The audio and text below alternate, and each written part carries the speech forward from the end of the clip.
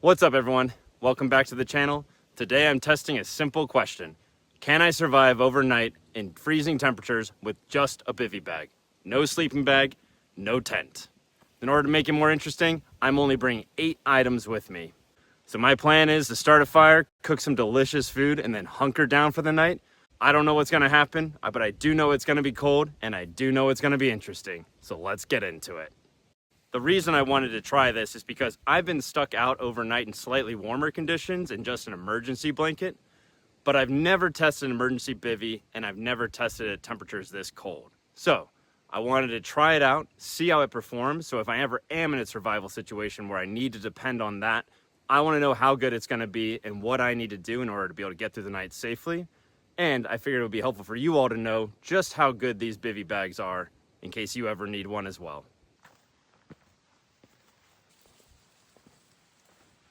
I want to give a shout out to Backcountry Benny. He's the one who gave me the idea to do the item limit as part of my challenge. Thanks for the idea, man. Appreciate it. I'm at my campsite. It's actually somewhere that I was a few videos ago just because I want to be somewhere I know relatively well in case I do need to bail in the middle of the night. Now that I'm here, I'm going to have to figure out where to put my bivvy bag because wind direction is going to matter a lot. Then I'm gonna get some stuff for some bedding to put under the bag just so I have some insulation between me and the cold ground over the night. Then I'm gonna get my firewood and start making dinner. So it may not look like much, but this is actually a great spot because this rock is going to block a fair amount of the wind and the grass off that way will block some of the rest. So I think that'll give me a little bit of shelter and make a big difference, as well as the grass is going to be an easy thing I can put down underneath and just insulate me a little bit from that cold hard ground. Home sweet home. So in case you haven't seen one before, this is what a bivvy bag looks like. It's made out of this similar reflective material to the emergency blankets that you'll often see, but instead of being open, it's actually closed. So you can slip inside it like it's a sleeping bag. And the way it works is this reflects your body heat back onto you and basically locks it in there with you in order to keep you warm overnight. That is going to be my sleeping area for the night. Like I said, in order to make this a little more challenging, I only brought 8 items with me. So let me show you what those items are. I have 7 items here plus the bivvy bag, and that's it except for food and water and my camera gear. So I have my knife, I have my paracord, I have my fire starting kit, my pot, my poop kit, safety kit, and my saw, and that's it. Now some of these have multiple items in them, but I'm counting them as one. So, the poop kit has some Purell and toilet paper, but I'm not gonna count those as separate items. So it's a little bit easier than it could be, but still only 7 items really. And hopefully I won't need the safety gear, but you gotta have it just in case. In order to make this a true test, I didn't bring any clothing with me that I wouldn't normally have when I'm out on a day hike during the winter. So I didn't bring any of extra snow pants or anything like that I wouldn't normally have on me. I just have my leggings underneath, my usual hiking pants, a wool quarter zip base layer, my fleece, and then I also brought my down jacket that I usually have with me. Again, just wanted to see what this would be like if I ever did get stuck in a situation where I needed to rely on the bivvy bag. I didn't want to have stuff with me that I probably wouldn't have then, so that's why I'm bringing what I brought.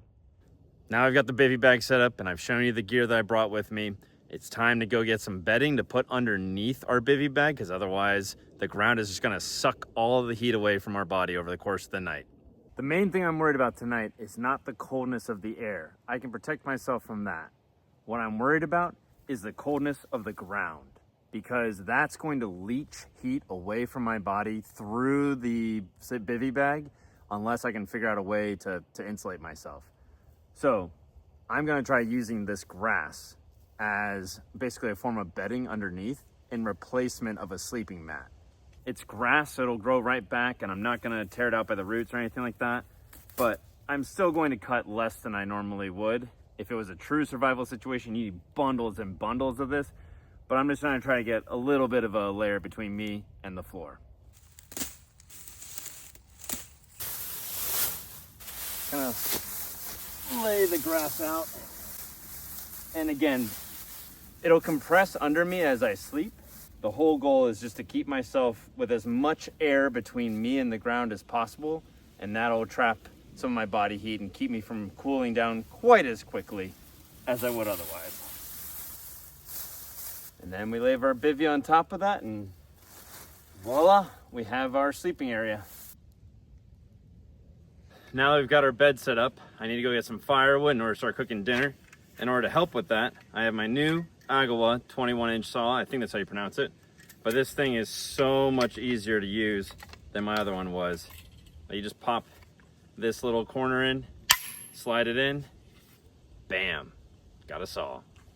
The good news is the fine people here ahead of me left several logs. I'm gonna trim some of these down in order to get smaller pieces and leave a couple big ones, and I should be good to go. So this technique is called batoning.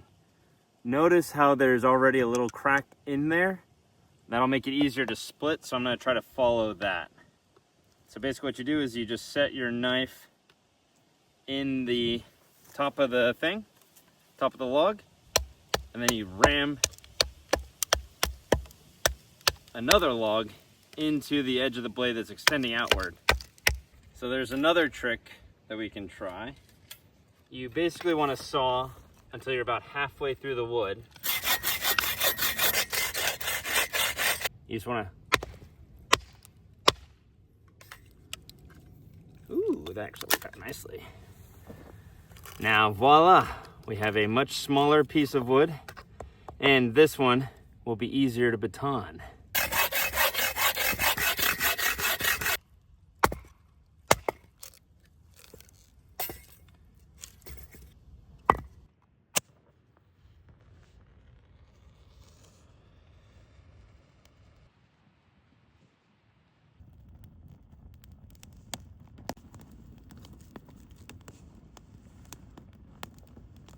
Fire's going nicely. Let's start cooking dinner. For tonight's feast, we have a delicious steak, instant mashed potatoes, the secret ingredient, some Kerrygold butter and garlic. Just gonna melt that all together with some salt. It's gonna be delicious.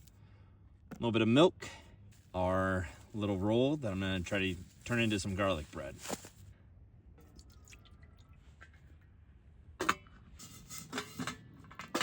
Now the water's cooking. Time to put on the steak. And as has become the usual here, we're just gonna cook it directly on the flames. In my haste, I forgot about the butter. So I have to put that out to melt a little bit. Just gonna loosen the lid a little bit. And it should be okay. And that seems like a lot of potatoes.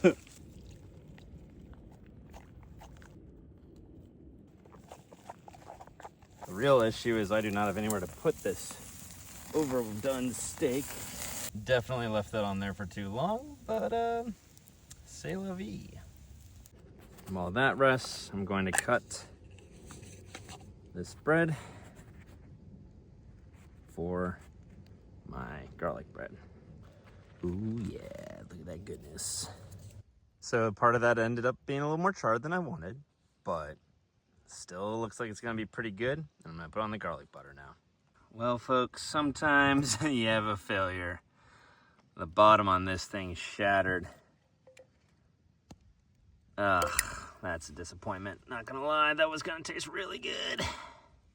Oh, I was really looking forward to that garlic butter, and it smells so good. Oh well. So the other issue is, because of my limit to only 7 items plus the emergency bivvy, I do not have a fork or a spoon. So I'm gonna have to just try to cut one up real quick. Well, we have not really a spoon, more of a shovel for food, but it'll get the job done. Well, my light just died. So while that's recharging, I gotta kind of cut into this steak while I can. That is definitely more well done than I would like, but I think it'll still taste great. Well, let's see how this tastes. It is definitely charred, but past that, it's pretty decent. Yeah, Not like the best steak ever, but not the worst. I would say this is definitely well done, though. And now for my spoon, very much in quotes. Ooh, yeah. These turned out so much better than I expected. They don't look like much, but they taste pretty good. Man, I definitely got those proportions wrong, but no. Well, the light just failed again. Good Lord. So in a situation like this, wet is the enemy. And my socks have just been getting a little wet, but that is going to make my toes freeze later unless I dry them out now. That should allow these to dry out, which will help keep my toes warm during the night. So my jacket had been wet from lying on the ground, and I guess the dew got it. So I put it out to dry by the fire, and I guess the rocks were too hot for the outer fabric. That is a bummer. So thankfully, my socks are dry without having... No, never mind. Oh yeah, I guess they are completely burned through. Dang, that is a real bummer. Lesson here is the rocks are going to be much hotter than the fabric can probably take, even if the flames don't get to them, because I was careful about the flames, but not about the hotness of the rocks. And now I have crispy socks. On that note, time to put some water on the fires and go to bed.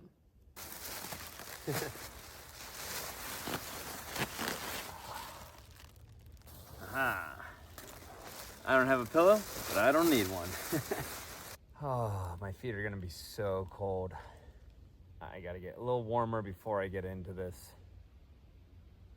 Because if your body's not warm when you get in, it's not gonna have much to reflect back and keep you warm. So let me show you what you need to do. So anytime you're camping in winter, especially if you're using something heat reflective, but even if it's just a sleeping bag or anything like that, right before you get in, you want your blood temperature to be, or you want your blood to be pumping so your body temperature is higher than it would be otherwise. Just do some quick jumping jacks. The key is to not sweat, because sweating will freeze and will, turn into problems for your body. But you want to get the blood flowing right before you get in. And that way your body heat is reflected back towards you. Oh yeah, I can feel that. That's much warmer than it was before. Well, y'all, this is where I'm gonna be for the rest of the night. I'll fill you in throughout. Hopefully this works. Otherwise, I'll be stumbling out in the dark. Well, folks, I think my toes may be cold tonight. Looks like a puppet show. No. Really? Wow. Sorry, folks. So there are a couple main issues with my plan. One, there's a few main issues. This is one of them. There's already holes in this thing. I don't have enough insulation between me and the ground. It's definitely gonna suck away a lot of my warmth at night. The way these heat reflector blankets work is they're vapor barriers. Like, they do not allow water in or out, or they're not supposed to, at least. But the problem is, as your body heats up, it's going to release moisture that then gets trapped inside here with me. So I'm definitely going to be waking up wet. I don't know a good way around that. It seems like a huge drawback since, you're not supposed to be wet in winter. So if anyone knows how to stop that from happening, definitely let me know in the comments. So not as cold as I expected it to be. Let's see what it gets down to as it gets colder overnight. Quick update. I forgot that I had my hat and my gloves, which I normally have on me during winter, so still staying by the rules. But my toes are already freezing and they're only gonna get colder. So I'm actually gonna put my gloves on my toes. Ta-da! Man, my sock puppet career is gonna take off like gangbusters. Well, it's about midnight. I have to be up in 6 hours for work. So I'm gonna sign off for now at least. I can already feel the inside of this getting covered in condensation. My toes are definitely warmer now that they have the gloves on them, but I think that'll be the main weak point throughout the night. I'm really bummed I burned a hole in my socks. Well, it's about 2:30 a.m. and that is the current temperature. I don't believe I have slept. If I did, it was very briefly.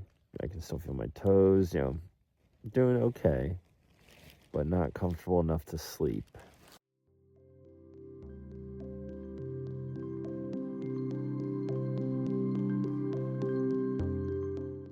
Morning, y'all.